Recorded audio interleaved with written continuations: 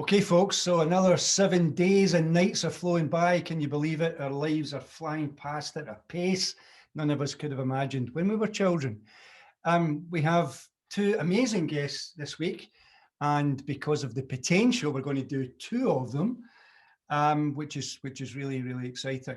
You're going to love this because we've heard a lot of stuff that's been inspiring. We're going to hear more inspiring stuff, but maybe coming from a slightly different angle.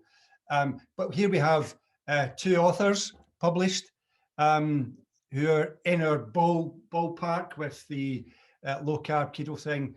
Great stories to share and interesting insights. So without any further ado, welcome Issy and Estralita to our Wednesday night thing. You're more than welcome, and it's great to have you. Thank you. Thank you very much. Fantastic. So what we tend to do is get folks to share their backstory. And the funny thing is, this is the first time we've actually had two people in one interview. You know, we've had four, I think, once, and that was breaking out, but just usually an individual. So this is going to be fascinating, and it's good to have you on the one screen too, instead of those little box screens, which is quite cool. So who would like to kick off just a wee bit about your backstory, how you've ended up where you've ended up would be great. Okay, perhaps I'll go first because I'm really the guinea pig to this low carb journey. If I could give a little bit about my background, I had a busy professional career in commercial property, in real estate. And, you know, I was used to buzzing around, full of energy, and just, you know, loved life, lived life to the full. And I never actually gave my health a moment's thought. You know, there may be others listening who understand that, and there may be others thinking, well, perhaps she should have. And, you know, the perhaps she should have actually is true. You know, I didn't think anything of it. It just sailed through life, you know, got the occasional something and just carried on. But however, about 3 or 4 years ago, a lot of things started to happen. Now, I'm a grandmother, and I've retired from my professional career, but I'm busy with other business interests. But about 3 or 4 years ago, certain things started to happen, and I actually didn't realize the connection. But let's just look. I started to suffer from chest infections. To the best of my knowledge, I'd never had chest infections in my life. Then I had a couple of falls. Well, I'd had one before that, so actually I really had 3 falls. 2 of which resulted in fractures. One in my ankle, one in my shoulder, and they were painful. And I actually did think, what is going wrong? And I actually thought, I wonder what could happen next. Well, if I'd known what was going to happen next, I then started to develop heart problems. Now, that was the most scary of all. I knew actually that the brakes would mend, and you know, I got good physio and everything, and did all my exercises. Well, nearly all of my exercises. And but my heart was a different matter entirely. It felt as if the motor was running down, and as if I wasn't actually taking the right fuel. There's a clue there actually, because like the Ferrari, you know, it needs to have the optimal fuel, and so did I. Anyway, things went from bad to worse. I got heart palpitations. I was on high blood pressure medication. You know, the doctors were suggesting more medication. Nobody could really find out what the problem was. I do actually wear a continuous heart monitor at the moment. I haven't had a problem for over 2 years since I started eating low carb. But really, the difference for me was actually the point when Estralita, who's a doctor, and she will explain exactly where her background is, she said to me after I'd been to the doctor, and we really actually weren't getting anywhere with this heart issue, she said, you know, you really need to change your diet. And I went, oh, are you kidding? I eat perfectly, you know. But she said, no, I don't think so. And it's then that we started to look at low carb very, very seriously. I don't know whether you want me to tell what the results were, or whether we actually perhaps bring in Estralita just to say a little bit about what her view was. Well, let's come back to the journey into low carb, because that's exciting for everyone. Yes. It would be good though, just to check out the relationship you had before that. I mean, are you colleagues in business, or where you get consulting Estralita? How did that come about that she was able to say to you, you're on the wrong diet? Do you want to go for it? Yeah, so basically, I think we met about 5 years ago, and you know, we then decided to explore different business options. So actually we're business partners, and it was just kind of natural at the time, what Issy described, to go into the nutrition part. Okay, cool. Okay, cool. I just wondered if it was a consultation, like you were. Yeah, no. No, we'd met actually at a business networking event. Yeah, got you. Fantastic, actually. So, Estralita, do you want to give us a wee bit about your backstory then? Yeah, so as you can probably hear from my accent, I'm from South Africa, and I studied medicine, and soon after that, I specialized in virology, so quite relevant in the COVID situation that we have now. And at first, I had an academic career. So for many years, I worked in teaching medical students, doing research in virology, specifically in HIV vaccines.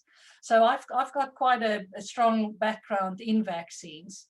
And after about a decade and a half, I decided to move out of academia, and I wanted to get some experience in more private practice of medicine. And I got a job in the pharmaceutical industry, and that brought me over here to Edinburgh, where I'm still based.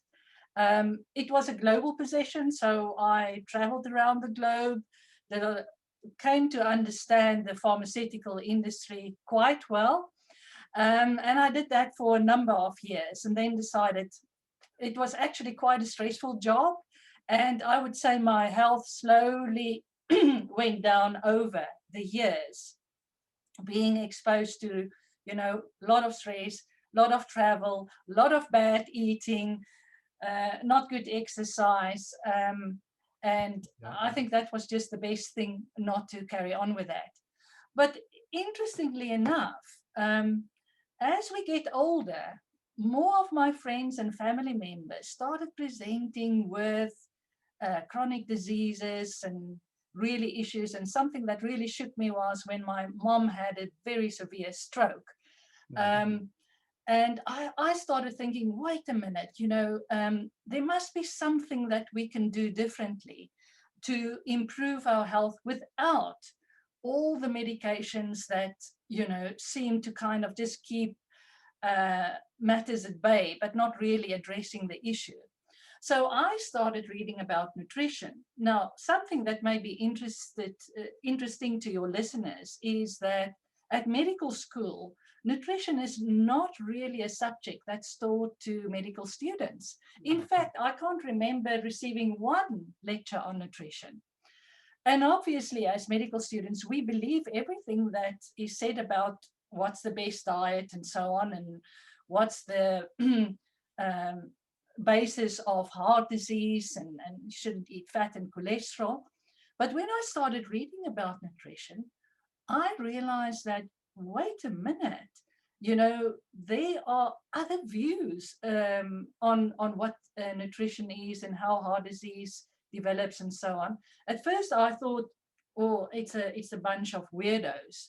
But because I could read the research, I started delving into the scientific facts, and I realized, no, what we've been taught and what the general public believes for the last 40, 50 years is actually not based on scientific fact.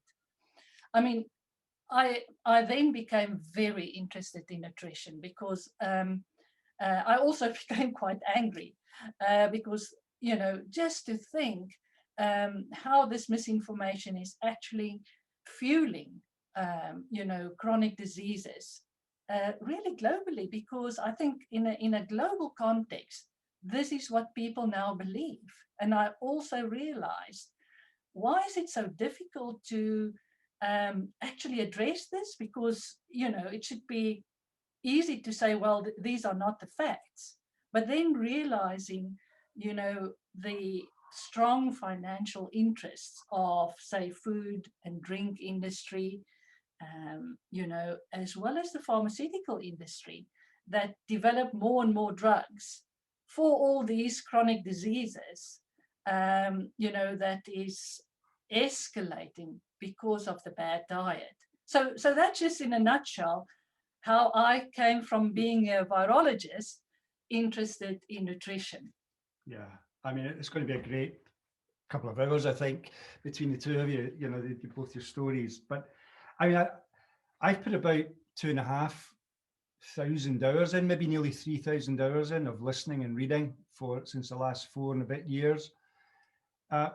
Because I came into, it's like the both of you, I came into this because of my own health challenge and you know, and an awakening about that. But if you put the hours I've put in, and you've obviously put in, and I'm not a scientist, I'm not a doctor, but I dive in, as many people do, especially if your reason's health, not so much weight loss, but weight loss is fine, but if it's with health, you go deeper and deeper. And then you begin to realize, and I'm going to use this phrase because we used it a few times, but I think it makes sense now, the medical industrial complex. So you've got this thing about the food industry, you've got the medical world, you've got the insurance companies, you've got pharmaceuticals, and all interrelated, particularly in America, which drives a lot of it.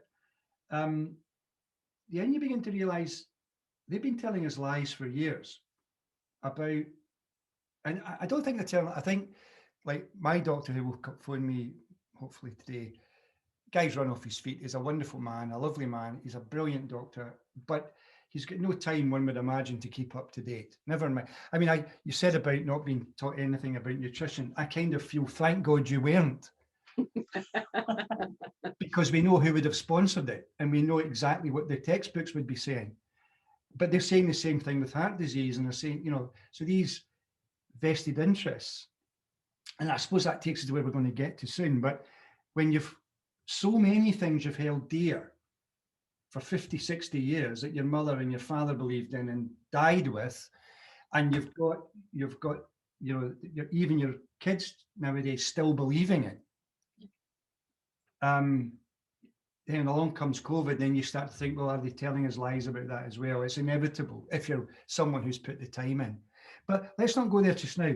Can we go back, Issy, if you don't mind, into you've got this sudden awareness of, wait a minute, this isn't right. My health's not right. Family members, you know, people around me my age, something's not right. And then your good friend Estralita says you might need to change your diet. Tell us about that experience of someone you trust and who is a doctor background and a research scientist and so on, telling you something that seems to be completely the opposite of all health ideas. Can you tell us how you coped with that and what happened? With great difficulty. I'll be honest, initially with great difficulty. You know, back in the 90s, I'd seen a nutritionist, and what she'd said, I wish I'd never listened, but nonetheless, it's part of the story. She told me that I should follow low fat, eat no dairy, and take soy instead. I can't tell you, I wish I'd never listened. But anyway, nonetheless, this is the sort of program, lifestyle program that I followed for 25 years, I would suggest. Yeah. Okay. And so somebody telling me that actually I could actually eat full fat products was a complete anathema. I really went, you have to be absolutely kidding. Yeah. However, two things here. One, I trusted her judgment implicitly. That's important.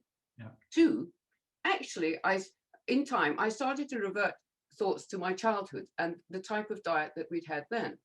Now, it's obviously not yesterday, but you know, I was brought up in the 50s and 60s, and we lived on a farm, and actually we ate fresh all the time, and the stuff was straight from the garden. We ate seasonally, we shopped local, there wasn't any alternative, and actually we ate pretty well. Of course. So, but it took time for me to convert my thinking, you know. But as I say, it was really based on trust. So, and then when actually Estralita and I had actually devised something, I'll be honest with you, it was a bit sort of hit and miss to begin with. I mean, let's be honest, we've actually got something which is much better now. But you know, we looked very carefully at low carb, and I started. Now the transition was for me, I would say, looking back on it, easy. But if I was honest, at the time, I still had these nagging little things about low fat. So that was probably the biggest one for me. I couldn't get my head around the fact that I could actually eat full fat products, full fat dairy. And it took me maybe 2 or 3 weeks to sort of develop an understanding in my head. Yeah. Because, you know, I was brought up in an era where you actually didn't necessarily challenge authority. I'm completely different now, but, you know, so you didn't challenge what was actually, you know, the law of the time, the nutritional law of the time. You know, I was taught to believe the doctor, believe professionals. So that the aspect of changing my thinking was probably the hardest aspect. However, what I found was the food was delicious because I wasn't eating anything processed. The food was delicious. And actually, I wasn't hungry. Yeah. But 2 things happened in those 2 to 3 weeks. One, my brain fog lifted completely. Now, I'll be honest with you, I didn't actually know before that I had brain fog. Yes. It was only when the mist lifted and I had a clear view, like a sort of blue sky, sunny day, that I thought, well, that's interesting. The other thing was, I mean, I did lose weight, and that was needed as well, but that wasn't the primary reason. I was actually doing this for health. Yeah. And the other thing was I started to sleep better. Yeah, of course. I think what's for most people watching who haven't made the transition yet, many of us have, we didn't have a friend who was a doctor who was able to encourage us. And I know lots of people who've had a go, but they're still wearing the notion of a diet in their mind. This isn't a diet, it's a lifestyle, isn't it? So, but it's not helpful to call it a diet, because as soon as people call it diet, it means, you know, you somehow are limiting certain foods, rather, and you can't eat too much because you're thinking about calories. And the other thing is, of course, is people will say, oh, I get the low carb bit and the protein bit, but I won't have any fat. And of course, that leads them into a potentially dangerous place, you know. Yeah. So it's great that you managed to go over that, but you've been blessed by having that friendship. A lot of people like myself, I had no one, I just went into reading books and following stuff online. And you still have this nagging doubt. You know, my mother died of a stroke, my father died of a stroke, it goes all the way back. I'm eating fat here. Am I killing myself starting to eat meat and stuff? So let's move over to Estralita. What about your journey? Because you've got this, okay, you're lucky you've got this inquisitive mind and academic mind and the doctor background, but you've had all that programming being a doctor, you know, it's, you know, and here you are confronted with a new world. How did you go on yourself by trusting yourself to eat fats and stuff like that? Yeah, I think that's an interesting question. I think my research background really helped with that, because if you want to be a successful researcher, you need to be able to ask questions and to be open about, you know, potential answers that you're going to get out of your research. Yeah. If you make a predetermined decision on what the answer is going to be, I think you're going to be very limited in what you produce as a researcher. So I think that kind of years of exposure to an environment where one can ask questions and be open-minded to see what are the results and then to interpret that made me much more susceptible to understand. As I said, initially I had this thinking in my mind, this is not true.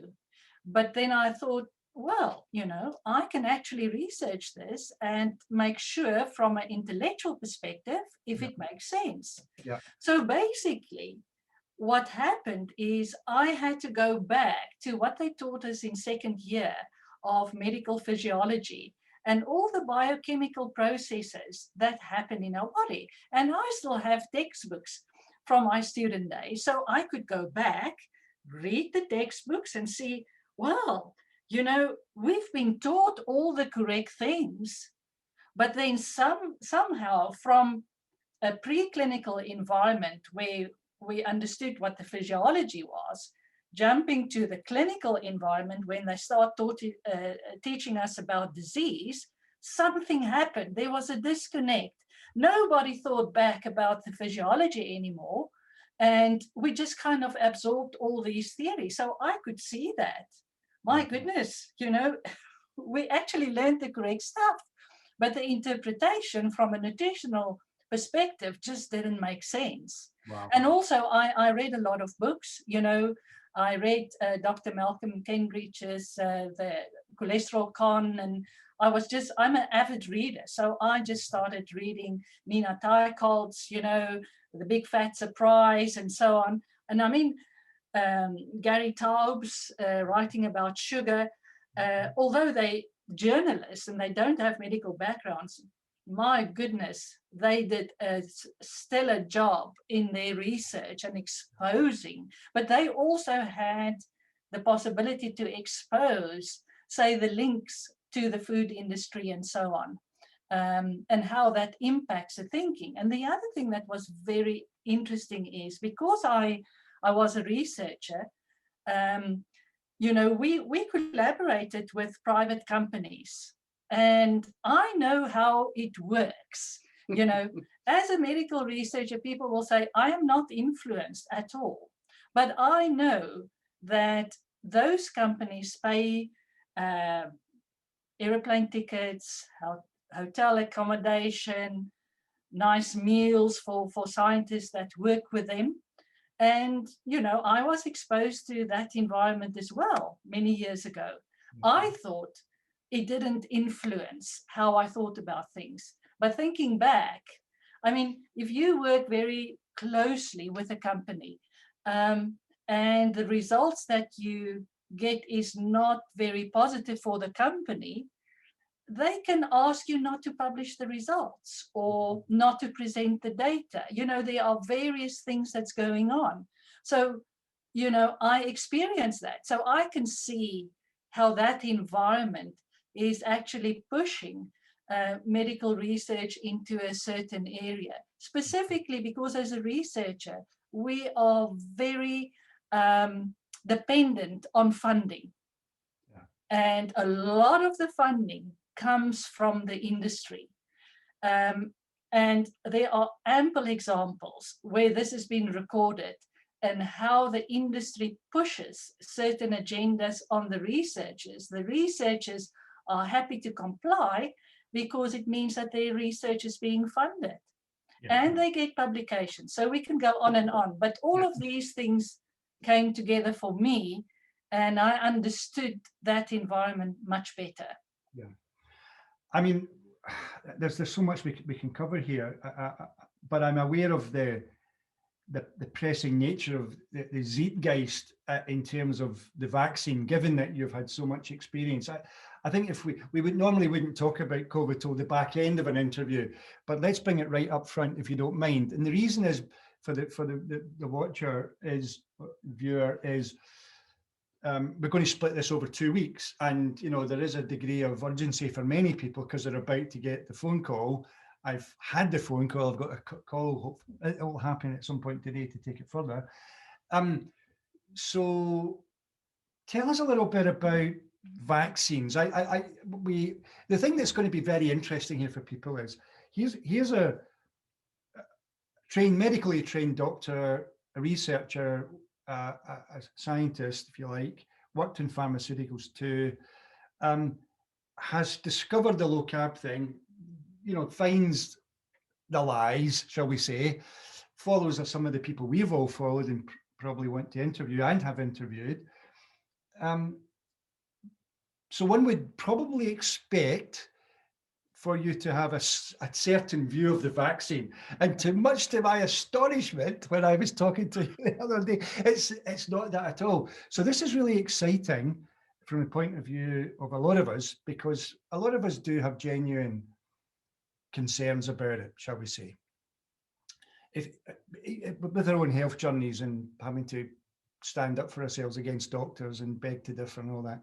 And then, as I said already, if they lie about some things, they're not even aware they're lying. They're just caught in the narrative. What else would they make up? So here's an opportunity for all of us to hear an informed view and maybe some of the history of vaccines, and then into what's happening with this COVID one. And I'll do my best to ask good questions, but let's just give the floor to Estralita. This is going to be exciting, I suspect. Yes, I think it's a very relevant question, Jack. And I know we're deviating from our low carb thing, but I think it's so important. And, you know, skepticism about vaccines has been there for hundreds of years. Now, I think the best maybe to explain what the vaccine is, and I think that's important, is to go back a little bit in history. And I think everybody on this call probably remembers the disease of smallpox. Yeah, very much so. Now, for us that's older, even remember the vaccine we got. Yep. Now, smallpox in years gone by was a devastating disease. I mean, 20%, 1 in 5 of people that got smallpox actually died. So the estimation is just over the 20th century, 500 million people globally died from smallpox. And the ones that didn't die was left with blindness or severe disfigurement, because smallpox caused these pustules and lesions that, you know, one got all over your body and your face and so on. So it was really very severe. But interestingly enough, a vaccine was available for smallpox for centuries. We know the Chinese actually used a process that they called variolation, where they took little, because at the end of the disease, the pustules make little scabs, and they took the little scabs from patients that survived the disease, and they grinded it up, and actually then asked people that wasn't exposed to the infection to actually through the nose, just to inhale. And that really gave very mild symptoms to people, but they got immune, meaning that the virus couldn't infect them. Yeah. Much later, in, I think it was 1717, there was a lady, Mary Montagu. She was the wife of the British ambassador to Constantinople. She had smallpox and her face was affected, and she said, she lamented, saying, "I lost my beauty." Yeah. But there was a local practice in Constantinople where people were a little scratch in the skin was made in children and so on that hasn't been exposed to smallpox, and some of the pus was actually put into that skin. Yeah. And what happened is that the people developed a very mild disease, some pustules, but they were immune. They never got the disease. There was a mortality, about 1 in 60 people maybe had a very severe disease and could die. But if you look at the odds, you know, 1 in 5, your chances of dying getting the infection, or 1 in 60 by getting it through a little scratch, is very different. But then there's another thing. It's a quite interesting history here in the UK, because there was a doctor in 1796. His name was Edward Jenner. And he noticed something that, you know, the milkmaids in those days often suffered from cowpox, which is a little lesion that they get on their skin, and that they get from the udder of the cows, that they were actually immune to smallpox. So it wasn't the same disease, because smallpox was the disease for humans, and cowpox, obviously the pox infection from cows. Yeah. So he then decided to take a little bit of pus from this lesion on the hand of a milkmaid and inoculated a young boy, 8 years old, with the pus. And after that, he exposed this boy to various smallpox cases. And this boy was immune. Yeah. So this was a much more milder disease. And that actually then took hold, and in the 19th century, more and more people adapted this thing of inoculating, and the virus that they used for it was a much milder form of the virus, but it gave complete protection. Yeah. So much so that in the 20th century, the World Health Organization, I think it was in the 1950s, decided that they wanted to get rid of smallpox completely globally. And they initiated a global vaccination program using this mild form or a related virus to inoculate the whole world. Yeah. One can just think of the scale, you know, in developing countries like Africa and India and so on. But in 1977, the last natural case of smallpox was described in Somalia. And by 1980, the World Health Organization actually declared the world completely free of smallpox. So this is the first time in history that medicine was able to eradicate infectious disease completely. I mean, I think I would say that this has been the most astounding medical field, in the medical field ever. Okay. And this, and because, I mean, of all the devastation of that disease. So what is a vaccine? I think a lot of people don't really understand what a vaccine is. And probably also to understand what is a virus. A virus is an infectious agent that can only live in living cells. So it can only infect a human or an animal or a plant, depending on which virus it is. It can't survive outside the body. So it can't survive in the air, it can't survive on a surface. It must go from one person or one animal to the next. And this is typical for COVID as well. So and how do we limit the spread? Because the virus just wants to get a new host to infect. The only way that you can stop a virus jumping from one person to the next is for people to get the infection and then for their own immunity, the antibodies form, and that will prevent the virus from jumping back to them in future. Yeah. But the other thing that we can do is to use a vaccine. So something that looks similar to the virus, but it's not the virus. It can be a small part of the virus. So you actually kind of trick your immune system to believe it's a virus.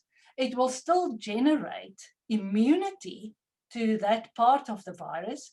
But the important difference here is that because it's not a complete virus, you can't get sick from it. Yeah. Okay? So it's a very clever way, actually, to get immunity in the population without exposing them to the severity, potential severity of the natural infection. Yeah. No, I mean, that's a compelling story. So what I don't want to create is an argument, because that's not the style of what I want to do. I want to ask questions that I suspect some of the people would want me to ask, but not postulate an alternative, just to actually find out, what does this mean? What does that mean? So the thing that we hear about this particular vaccine is, or these vaccines, is that they're not actually using the virus, they're putting in something else. Can you talk a wee bit about that and why that's a breakthrough or why it's not a breakthrough, or have we all got that wrong as the doctors who are telling us that? And before I say, yesterday in The Guardian, was a headline, and I read through it, that in the Leicester area, the Leicester Health Service coverage apparently is a model, NHS infrastructure, and 43% of the doctors have refused the vaccine. So how can doctors, 43% of them, not be on the same page as the 57 who have taken it? Can you talk a wee bit about that? Because is it that this vaccine is kind of different from all the other ones? We get the smallpox one and we take the yellow fever, we're traveling, done all that, although I never take the flu one. Can you talk a wee bit about that to help us? Because that's where a lot of doubt is. What is it they're putting? Is it an artificial thing? Will it affect our immune systems? Like 6 months from now or a year from now, you get something else and suddenly you can't fight it because this is designed just to fight COVID. You know, those sort of fears. Yeah, would be really helpful at Estralita. Yeah. So basically, I think there's a lot of misunderstanding about the vaccines. The examples that I use like smallpox and so on, those were old vaccines. It actually was live virus that they used because they didn't have laboratories and sophisticated techniques to manufacture something that was maybe not, you know, so lethal.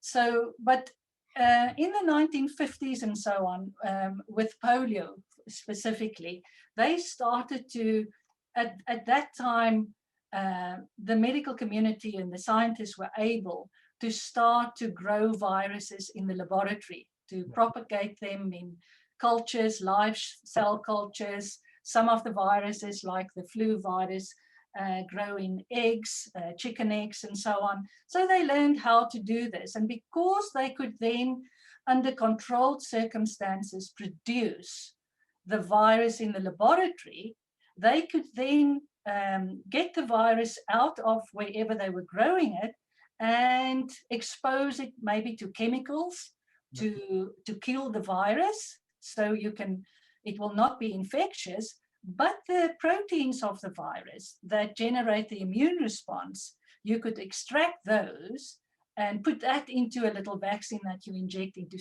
somebody. So I think a lot of the concerns may be because it is artificially created in a laboratory. So I mean, millions and millions of people have been exposed to, let's think about the polio viruses. We're almost at the point where we are able to eradicate poliomyelitis globally, and that's only due to the use of the vaccines that they developed. We know very well about flu, measles. I mean, we can go on and on and on. And this was all based on the science and the technology that developed over years. The vaccines that they developed and are developing against COVID is much more sophisticated than, you know, the vaccines against measles and polio and so on from the 1960s. And they now have techniques to be much more specific, to decide which part of that virus do we want to take out to give the best immune response. And that's where there's some manipulation in the laboratory to take out just the parts that's going to give you an immune response, but will never give you the infection. And some of these parts of the virus that they're able to extract these days are much more sophisticated than they were able to do previously. And I think that may be, okay, so you're using that part, well, you know, that's something new. And I think, as I mentioned, even with smallpox, you know, in the 19th century, there were lots of parents that said, I will not let somebody put this beast, what they call the vaccine, into my child. Yeah. Not understanding maybe, you know, that that they actually protecting their children. Yeah. And your question, just to come back to your question about the immunity, if we do accept the vaccine, is something not going to happen 6 months or later and it's going to affect us in some other way? No. I mean, what happens, the way our immune system works is as soon as you're exposed to something that's not yourself, like a virus or another infectious organism, it's programmed that way to start to produce an immune response. Antibodies, we've got antibodies, we've got T-cell immunity. I mean, it can be very complicated, but this starts happening immediately. But to get the full spectrum of the immune response, it takes about 1 to 3 weeks to develop, which is great. But the immunity over time wanes, so the antibody levels will go down and so on. So what they want to do, why they want to give a second dose of vaccine, is just to stimulate that immune response that's already there and boost it, so that you are much stronger protected should you encounter the wild virus. Because what do we want to do? We want to stop COVID from circulating in the population. This is a new virus. we are, as a human race, naive to the virus. We've got no immunity. So the only way that we can limit the spread of the virus is to actually get it ourselves, get the antibodies, or get the vaccine and develop the antibodies through the vaccine. And the more people that display this, say 50, 60, 70% of people with antibodies, the virus is no longer able to circulate, and it will not disappear, but it will not be a clinical problem any longer. Just a few things. I mean, I think what you've explained so far, most of us probably easily understand, and we've probably read that or heard that before, which is fantastic. The bit that excites me about you is, though, you did do research into vaccines, so you've got a slightly different angle. I maybe want to come back to that, but before I do, though, we've already covered, not to a great extent, but we've mentioned the fact that vested interests have influenced the training of doctors, they influence the researchers, big pharma particularly. The issue, of course, is, well, if they did that with other things, what are they doing with this? So it'd be helpful if you can find some way of giving peace of mind around that. I think the other thing all of us know who've been on this journey and have put the time in, we know that metabolic health is absolutely critically important in terms of the response to it if there hasn't been a vaccine. So before the vaccine came along, what seemed to be happening was the people surviving were metabolically healthy, and arguably the ones that were dying weren't. There was obviously outliers, but there was this general trend. And so their normal thing would be, well, if we are healthy, following a diet or lifestyle that produces metabolic flexibility, why would we need a vaccine? That's the first one. So that would be interesting to hear about that. It would be certainly interesting to have your opinion on why 43% of doctors in the major part of Britain aren't taking the vaccine. That's very, very concerning. It'd be interesting to know what your thought is on that. And I think the thing that's going to give us a lot of faith would be, because you mentioned it in our call the other day, because you were doing research into vaccines themselves in terms of their effectiveness, I'm sure you must be up to speed with those who are researching these vaccines. I mean, can you give us encouragement around your trust in the testing, given what we said already about not necessarily trusting big pharma with certain things? Well, I think, of course,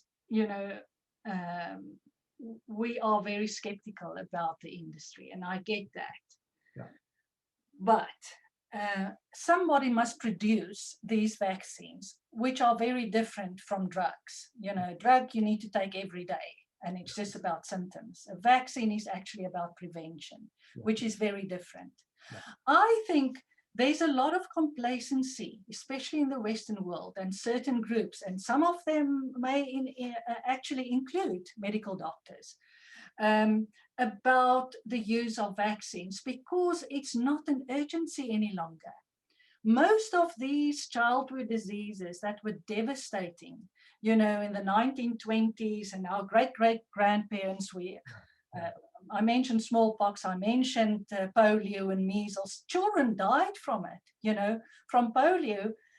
Older people before, the 1950s had limbs affected. I mean, we've all known people like that because of polio virus. Measles, for instance, devastating disease in Africa, and so on. And vaccines were able to change this. We don't see these things any longer. Parents are not exposed to it. They, as children, were vaccinated. They've never experienced these diseases. And people now start questioning, do they even need it? Not understanding the consequences, because these viruses can start circulating again and cause. So I think it's a perspective that people have nowadays, because they haven't encountered these diseases. Makes sense. But just coming back to the pharmaceutical industry, as I mentioned, somebody needs to produce it. And I think that, yes, of course, they're going to sell the vaccine because nobody's got money to produce at a global scale a vaccine for the whole global population. But it depends also, there need to be a fair and equitable access to the vaccines that's made.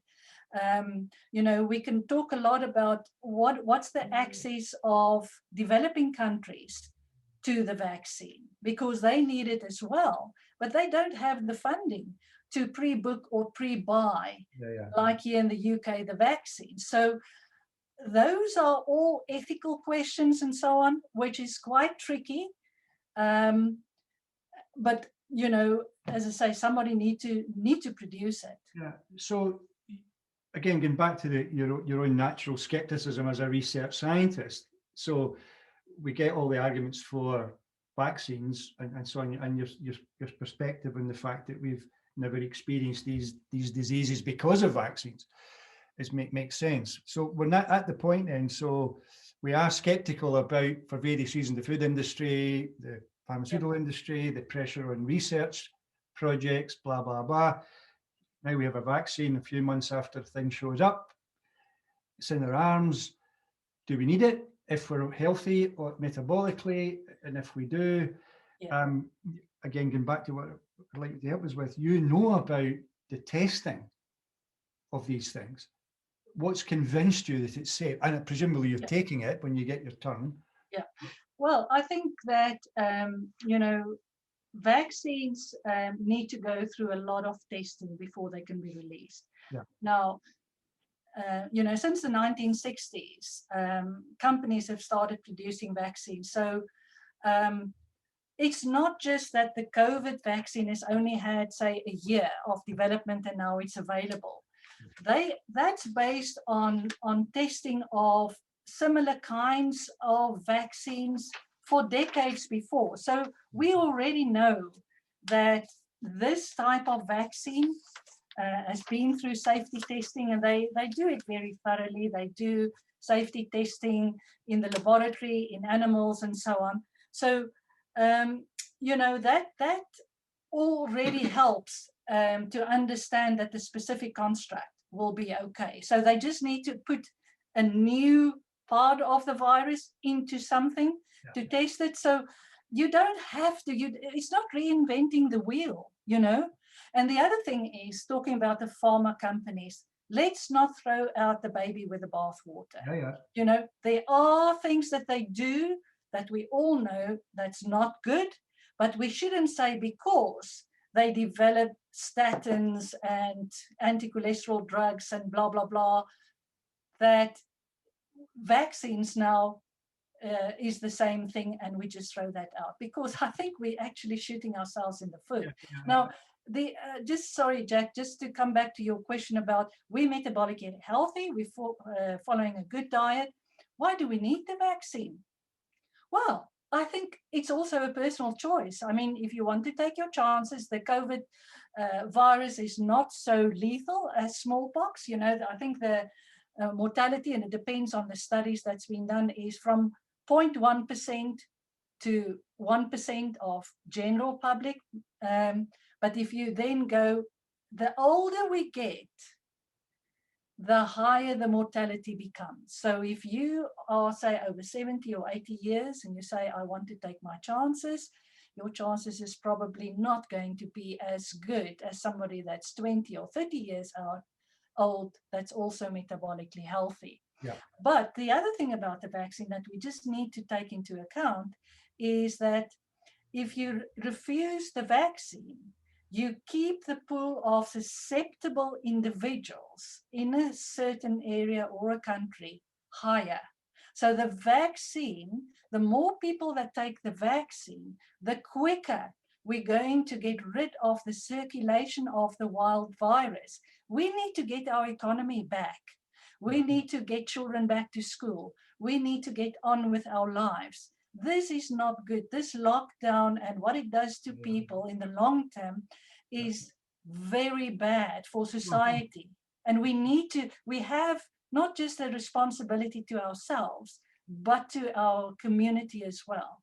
I mean, I'm aware of time. I want to make sure we get a good split. Yeah, I mean, it's fun. I mean, the thing that's so empowering about for us who'll be on this journey for the year now, having a chat with you, is you're naturally skeptical because of the lifestyle that you're now, pushing out to the world, and rightly so. We're all supporters of that. You've worked for pharma, you've been a doctor. So you're convinced about the safety of the vaccine for yourself and your family's use? Oh, absolutely. I mean, Issy's already had her first dosage of the vaccine. I hope to get my first dose soon. And yeah, I'm completely happy with the safety. I mean, whenever I could in the past, have taken the flu vaccine. Yep. And other vaccines. So I think, as I mentioned last time, I just think the vaccine discovery has been one of the greatest medical feats. So in the history, and I have no other experience than that, really. Yeah. Okay. Fantastic. Well, look, we've got a lot to hear from Issy to catch up with, but I think what we'll do, if you don't mind, we'll take a break just now. That's fine. I'm thinking, let's take a break, and what, 10 minutes be enough? Yeah, that's marvelous. fine. Okay. Fantastic. Enjoy. Which are you going to send us a new link or?